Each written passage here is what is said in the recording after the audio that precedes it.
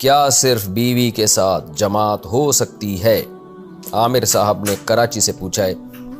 جب میری نماز جماعت سے رہ جاتی ہے تو میں اپنی زوجہ سے کہتا ہوں کہ ہم جماعت کرا لیتے ہیں۔ سبحان اللہ۔ وہ کہتی ہے کہ اسلام میں 2 عورتوں کی گواہی کو 1 قرار دیا گیا ہے، تو نماز میں بھی کم سے کم 2 عورتیں مقتدی ہونی چاہیے۔ اس مسئلے میں رہنمائی فرما دیں۔ عامر صاحب کراچی سے۔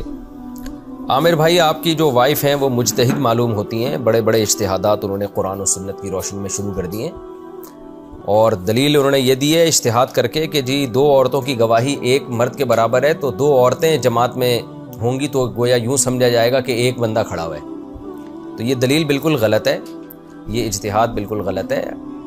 اپنی وائف کو آپ سمجھا دیں کہ ایکسکیوز می، آپ نے جو اجتہاد کیا وہ غلط کیا، اس لیے کہ گواہی کا تعلق تو حافظے سے ہے نا، حافظے سے ہے، یا غلطی بیان کرنے میں غلطی کا امکان۔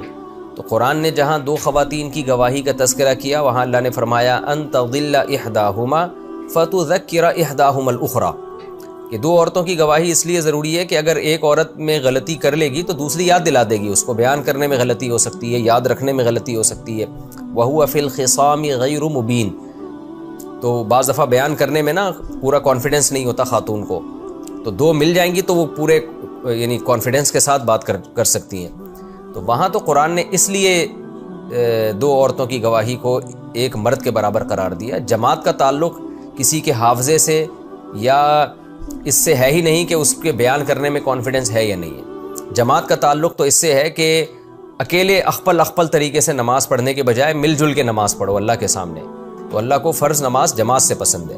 تو لہذا جماعت میں یہ بحث ہی غلط ہے کہ وہ حافظہ اس کا اچھا ہے یا نہیں ہے، غلطی کا امکان ہو سکتا ہے کہ نہیں ہو سکتا۔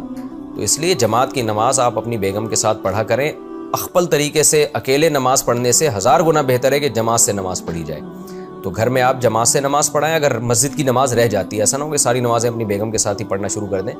مسجد کی جماعت سے نماز پڑھنا واجب ہے، گناہ ہوگا اگر آپ جان کر اپنے محلے کی مسجد کی جماعت چھوڑیں گے۔ لیکن اگر کبھی چھوٹ گئی یا کہیں سفر میں، تو پھر آپ امامت کریں اور آپ کی بیگم پیچھے کھڑی ہو جائے۔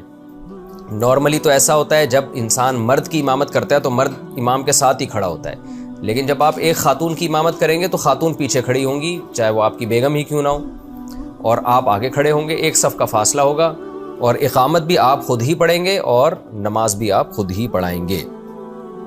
تو اس طرح انشاءاللہ جماعت کا ثواب ملے گا آپ کو۔